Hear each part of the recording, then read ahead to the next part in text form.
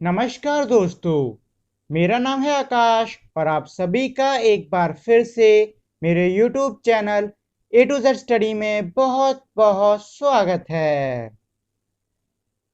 और जैसा कि आप लोग जानते हैं कि इस समय मेरे चैनल पर क्लास सेकंड इंग्लिश की पढ़ाई चल रही है और आज की क्लास में मैं आपको पढ़ाऊंगा unit 9 granny granny please comb my hair. Granny, Granny, please comb my hair. You always take your time. You always take such care. इसका मतलब ये है कि एक लड़की है जो कि अपनी दादी या फिर नानी से कह रही है कि कृपया करके आप मेरे बालों को कंघी कर दो, क्योंकि आप हमेशा अच्छे से समय लेकर और बहुत ही ध्यान से मेरे बालों पे कंघी करती हो। इसमें ग्रैनी का मतलब होता है ग्रैंड मदर, मतलब दादी या फिर नानी। प्लीज का मतलब कृपया, कॉम का मतलब कंघी, हेयर का मतलब बाल, यू का मतलब तुम, ऑलवेज का मतलब हमेशा, टेक का मतलब लेना और योर का मतलब तुम्हारा, टाइम का मतलब समय और केयर का मतलब होता है ध्यान देना। You put me to sit on a cushion between your knees. You rub a little coconut oil, parting gentle as a breeze. इसका मतलब ये है कि ये इसमें कह रही है कि आप हमेशा मुझे एक गद्देदार गद्दी पे अपने घुटनों के बीच में बैठाती हो और आप हमेशा मेरे बालों पे इस तरीके से नारियल का तेल लगाती हो जैसे लग रहा हो कि हल्की हल्की हवा चल रही हो। इसमें सिट का मतलब होता है बैठना, कुशन का मतलब होता है गद्देदार गद्दी, बिटवीन का मतलब होता है बीच में, नीज का मतलब होता है घुटने, रब का मतलब होता है रगड़ना या फिर मलना, लिटिल का मतलब होता है छोटा, कोकोनट का मतलब होता है नारियल, ऑयल का मतलब होता है तेल, पार्टिंग का मतलब होता है हटाना, जेंटल का मतलब होता है आराम से और ब्रीज का मतलब होता है हल्की हवा चलना। Granny, you have all the time in the world, and when you are finished, you always turn my head and say, Now, who's a nice girl? इसका मतलब ये हो गया कि ये कह रही है, मतलब अपनी दादी से कह रही है कि ग्रैनी यानी कि नानी या फिर दादी, आपके पास पूरी दुनिया का समय होता है जब आप मेरे बालों पे कंघी कर रहे होते हो, और जब आप मेरे बालों पे कंघी करना मतलब बंद कर देते हो, मतलब कंघी पूरी हो जाती है, तब आप हमेशा मेरा सिर अपनी तरफ घुमाते हो और फिर कहते हो कि अब बताओ अच्छी बच्ची कौन है। इसमें टाइम का मतलब होता है समय, वर्ल्ड का मतलब होता है दुनिया, फिनिश का मतलब होता है खत्म, टर्न का मतलब होता है मोड़ना या फिर मुड़ना, हेड का मतलब होता है सिर, से का मतलब होता है कहना, नाइस का मतलब होता है अच्छी और गर्ल का मतलब होता है लड़की। तो ये तो थी हमारे इस पोयम की मीनिंग। आइए अब इस पोयम में कुछ क्वेश्चंस भी हैं, हम उनको भी कर लेते हैं। Reading is fun. What does the little girl want her granny to do? इसका मतलब ये है कि जो छोटी लड़की है वो क्या चाहती है कि उसकी नानी या फिर दादी करे। इसका आंसर है she want her granny to comb her hair. इसका मतलब ये है कि वो चाहती है कि जो उसकी दादी है वो उसके बालों को कंघी करे। अगला क्वेश्चन है what does granny rub on her hair? इसका मतलब ये है कि जो ग्रैनी है वो उसके बालों पे क्या रगड़ रही हैं। तो इसका आंसर है कोकोनट ऑयल, मतलब नारियल का तेल। अगला क्वेश्चन है does the little girl love her granny? इसका मतलब ये है कि जो छोटी लड़की है क्या वो अपनी ग्रैनी से प्यार करती है। तो इसका आंसर है यस, मतलब हाँ। अगला क्वेश्चन है let's talk. Do your grand parents live with you? इसका मतलब ये है कि क्या आपके दादा दादी या फिर नाना नानी आपके साथ रहते हैं। अगर रहते हो तो यस लिखिए, नहीं तो नो लिखिए। अगला है do you spend some time with them? मतलब क्या आप उनके साथ में अपना समय व्यतीत करते हो, मतलब आप उनके साथ में अपना समय बिताते हो। अगर बिताते हो तो यस लिखिए, नहीं तो नो लिखिए। How do you help them? मतलब आप उनकी कैसे सहायता करते हो। तो आप जैसे भी सहायता करते हो आप इसमें वो लिख सकते हो। अगला है let's share. What do you call your grand mother in your language, मतलब आप दादी या फिर नानी को अपनी भाषा में क्या कहते हो। अगला है what do you call your grandfather in your language, मतलब आप दादी या फिर दादा या फिर नाना को अपनी भाषा में क्या कहते हो। अगला है do you know any old people, मतलब क्या आप किसी बूढ़े इंसान को जानते हो। कैन यू नेम देम, और क्या आप उनका नाम बता सकते हो। अगला है how can you make them happy, discuss with your class. इसका मतलब ये है कि आप जिन भी बूढ़े लोगों को जानते हो आप उनको कैसे खुश कर सकते हो, अपनी क्लास के साथ में डिस्कस करो। अगला है have you ever gone out with your grand parents, मतलब क्या आप कभी अपने दादा दादी या फिर नाना नानी के साथ में बाहर गए हो। अगला क्वेश्चन है word building. Make a new word using letter from word grand parents. You may use the letters in any order one has been done for you. इसका मतलब ये है कि ये इसमें कह रहे हैं ये जो हमारा वर्ड है ग्रैंड पेरेंट, आपको इसमें इस्तेमाल हुए अक्षरों को इस्तेमाल करके कई अलग अलग शब्दों को बनाना होगा। और ये कह रहे हैं कि आपके लिए एक ऑलरेडी से मतलब पहले से ही किया गया है, और वो शब्द है हमारा ग्रैंड।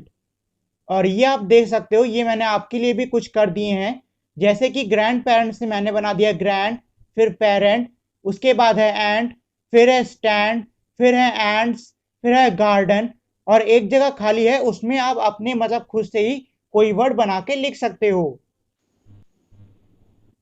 अगला क्वेश्चन है sometimes we replace the names of people with another word. Instead of repeating the name replace the name in the sentence using a word from the box. इसका मतलब ये है कि ये इसमें कह रहे हैं कि कभी कभार हम लोग लोगों के नाम किन्हीं और वर्डों से मतलब किन्हीं और शब्दों से बदल देते हैं ताकि हमें लोगों के नाम को बार बार रिपीट ना करना पड़े। अब ये कह रहे हैं कि नीचे जो हमारा बॉक्स दिया हुआ है आपको इसमें से शब्द उठाने होंगे और नीचे खाली जगहों में भरना होगा। इसमें हमारा पहला है Meena is playing with a doll, मतलब मीना है मतलब जो मीना है वो गुड़िया के साथ में खेल रही है। उसके बाद आगे हमारी खाली जगह दी है और उसके आगे लिखा है इज अ गर्ल। देखिए अब मैं आपको एक चीज में बता देता हूं, जब भी हम किसी लड़के का नाम बदल के उस जगह किसी और वर्ड का यूज करते हैं तब हम ही लगाते हैं, और अगर हम यही चीज लड़की के लिए कर रहे हो तब हम वहां पे शी लगाते हैं। और अगर ये चीज किसी चीज के लिए किसी फल वल के लिए करी जा रही हो तो हम वहां पे इट लगाते हैं। तो इसी तरीके से पहले वाले में हम शी लगाएंगे। Meena is playing with a doll, she is a girl, मतलब मीना एक लड़की है। अगला है Ram is climbing a tree, मतलब जो राम है वो पेड़ पे चढ़ रहा है। यहाँ आगे खाली जगह है और लिखा है इज अ बॉय, मतलब वो एक लड़का है। तो मैंने क्या कहा था लड़के के लिए हम क्या लगाएंगे ही, एच ई ही। तो यहाँ हम लगा देंगे ही इज अ बॉय। अगला है do not eat that mango, मतलब उस आम को मत खाओ। अब देखिए यहाँ आगे जगह हमारी खाली है, फिर उसकी आगे लिखा है इज नॉट राइप, मतलब वो पका नहीं है। तो मैंने क्या कहा था चीजों के लिए हम लगाएंगे इट, तो यहाँ पे भी हम लगा देंगे it, it is not ripe. अगला है let's write. Suppose you go to stay with your grand parents for a week. Make a list of things that you would like to take with you for them. Do not forget to put a, an, or the before each things.